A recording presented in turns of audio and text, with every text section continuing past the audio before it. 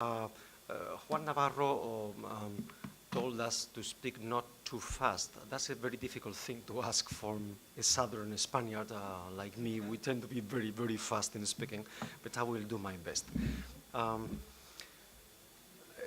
There is no need to emphasize the connection between health and well-being on the one hand and sustainable development on the other. So I will just focus immediately on what is going to be the center of my attention. And I warn you, I'm a lawyer and professor of law in a Spanish university. And then you know that we lawyers are very provincial, parochial people. We tend to speak about law all the time. Yeah. Oh, it's better now? Okay, thank you. You know that we lawyers tend to speak too much about the law. As far as you don't take care of us, we speak about laws and rights, legal problems, litigation. This is what I'm going to do in the next few minutes. And I'm going to focus on a particular issue, which is the conflict between law and morality in the specific realm of health services. That is, the conflicts between religious or moral beliefs on the one hand and professional obligations derived from what are understood in many contemporary societies, especially in the West, as medical services provided very often free of charge by the state. The main problems, as you know, began with the decriminalization of abortion that began long ago in different Western countries. And the things experienced like a shift went from a purely decriminalization process or something that the legislators in the West, or sometimes courts, like in the United States, thought that it should not be touched by the criminal codes. It passed to be under the flag of reproductive rights, especially the reproductive rights of women, as something that should be included among the health services provided by states. So there was a transition from being a non-punishable act to be strictly conceived legally as a right to a service provided by the state. That was a big jump, but it has been happening in the West all the time. And a similar process we are witnessing today with regard to the euthanasia. It has begun in some Western countries, particularly in Belgium and in the Netherlands, and so far is in the stage of the decriminalization, but more and more there is a discourse, a legal discourse and sociological discourse about conceiving it as a right to assisted suicide that one can demand from the state under the flag this time of the right to a dignified death.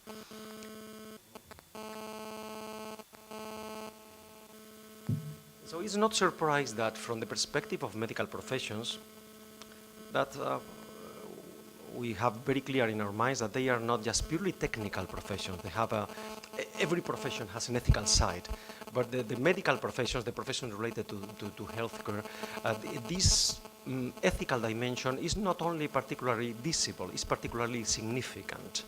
And this is the reason why probably what we call the deontological codes of the medical professions are so well developed in all over the world. Because medical professionals, they are very aware that the part of their profession is to fight for human lives. So it's no surprise that when they face, many people face physicians, especially gynecologists or nurses, or sometimes pharmacists when it came to the morning after pill, they thought that, well, abortion is much more than just a way of contraception. It goes beyond that.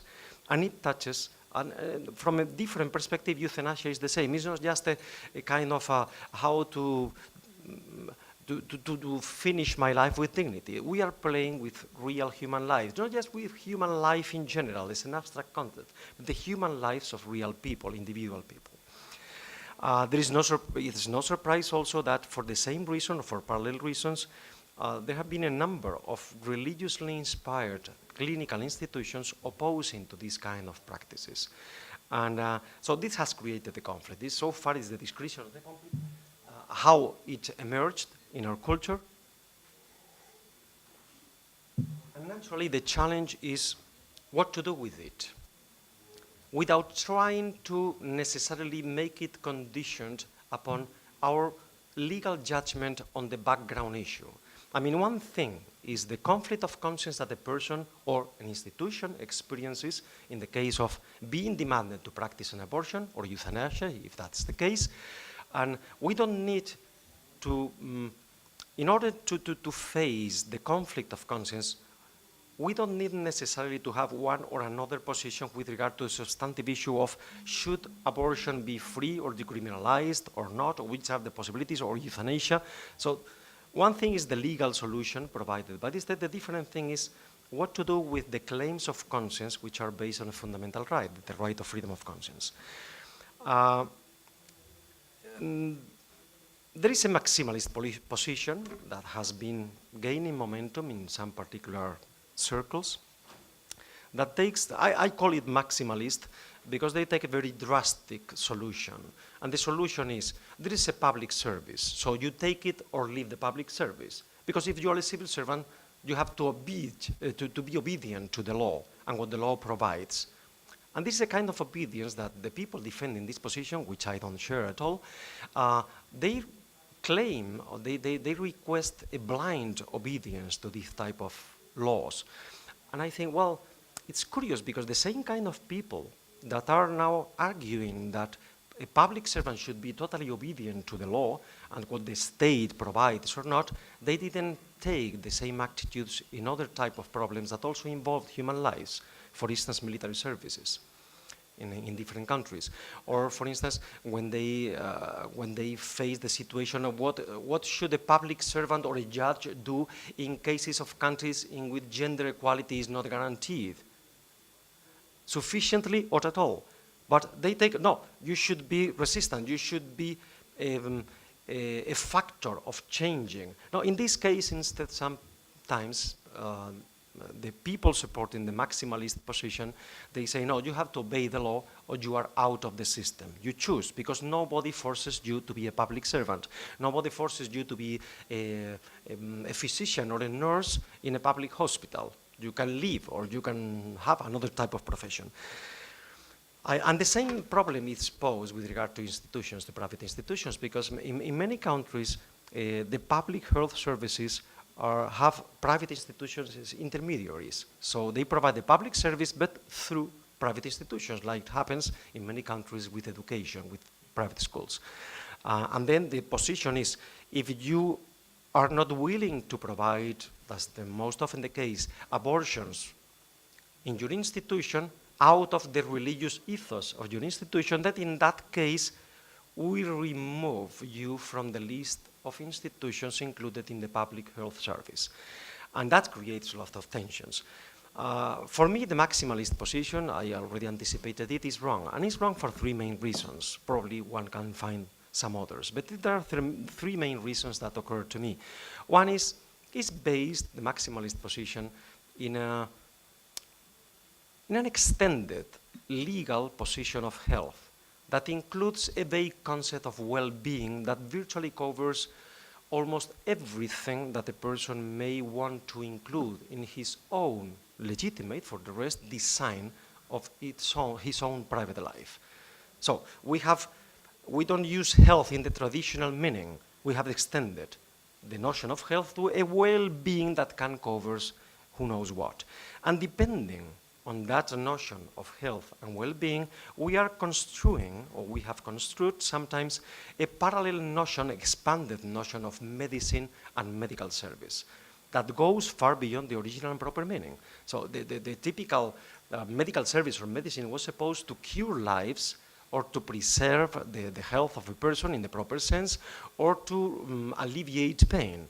But now, as we extend the notion of health, in parallel, we extend the notion of medicine and medical services. That is a very important factor to take into account, because I'm not sure, I have here, I'm lucky enough to have medical practitioners. They will correct me if I'm wrong, but I dare to say that most medical practitioners from different professions, they understand the profession. When they think about health, they understand the term, and the term medical service in the proper, traditional, original meaning, not in this expanded meaning that covers lots of things that contemporary Western states have agreed to include. The second reason is The maximalist positions ignores the implication that these problems have from the perspective of the sacrality of human life. In other words,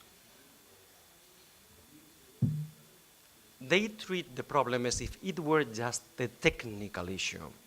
And these people refuse to perform this type of operation, like if we were talking about extracting a tooth of a person. We are talking something that is, for the medical professions, the very core of the profession, which is human life in general and human lives in particular. And again, I insist, sometimes I find this contradiction of people very aggressive against conscientious objectors to abortion, and at the same time, they are very favorable to people that are conscientious objection to military service. And I always wonder why. Because both types of objections relate to the same issue, which is I cannot dispose of a human life. That's basically the reason. The third reason, it's the maximalist position ignores the implication of the problem from the perspective of freedom of conscience, which is a constitutional right in most democratic countries and also a right protected by international conventions, by international law. This right includes the right to conduct my own life in accordance to my own beliefs, religious or not, but moral beliefs. And then by this radical approach, or you give up your moral convictions, or you are out of the system, we are forcing those people to take a drastic change in their lives. And curiously enough, in a society that is valuing more and more the right to the protection of private life, this aspect of private life apparently is not protected. So very often, the people support the maximalist position. At the same time, they have a very expanded notion of the right to private life in almost everything except religion or moral convictions. That is not part of this private life. It is different. In reality, what it implies is a moral impositions of the majority. Laws are normally approved or supported by the majority of the population, and dissidents from these moral views, when we, objectors, conscientious objectors, if we leave them aside the system, then it's a kind of moral imposition. You have to agree with our morals because our morals are better than yours. Basically, this is the subliminal message in this type of position, which is the right approach from a perspective, to make every possible effort to accommodate the conscientious obligation of medical or health professionals. The state may legitimately take the approach of making abortion or euthanasia part of the medical public service, but not at the expense of freedom of conscience of medical professionals. The state should figure out other means to guarantee the services it has decided to provide, but without damaging, which is a constitutional, a fundamental right. Thank you. And this is the position, and allow me to read it literally, because I think it's quite clear and quite precise. This is the position of a resolution of 2010, the resolution 1763 of the Parliamentary Assembly of the Council of Europe. I read just the first paragraph. It's a very short resolution, but the first paragraph is particularly interesting. No person, hospital, or institution shall be coerced, held liable, or discriminated against in any manner because of a refusal to perform, accommodate, assist, or submit to an abortion, the performance of a human miscarriage or euthanasia, or any act which could cause the death of a human fetus or embryo for any reason. It's a very broad conception of conscientious objection. And okay, and just a final comment on the. I have explained what could be the conceptual reasons why I think the accommodation of conscience should be the point of reference. But we may think also of very practical reasons for the same conclusion. If we leave aside individuals, conscientious objectors, from the medical professions, we are leaving aside people with high moral standards, which are a requisite to be a good medical practitioner. We don't want, allow me the expression, domesticated medical professionals. We want people with real consciences, with capacity to think by themselves, that inject a serious ethics in their professions. And for the same reason, when it comes to institutions, are we really willing to leave aside to exclude from public health services private institutions religiously inspired just because they oppose on religious or moral grounds to some type of newly conceived medical services, considering that it's estimated that between 30 and 50% of global health care is in the hands of private religious institutions? And in Africa or Asia, the figures are much higher. And also, it's not just a matter of the big figures. Consider that many of these institutions reach areas, marginalized areas or marginalized people that are normally more difficult to reach, to be reached by state institutions, because they get deeper into society. Okay, with this I can finish. Thank you very much.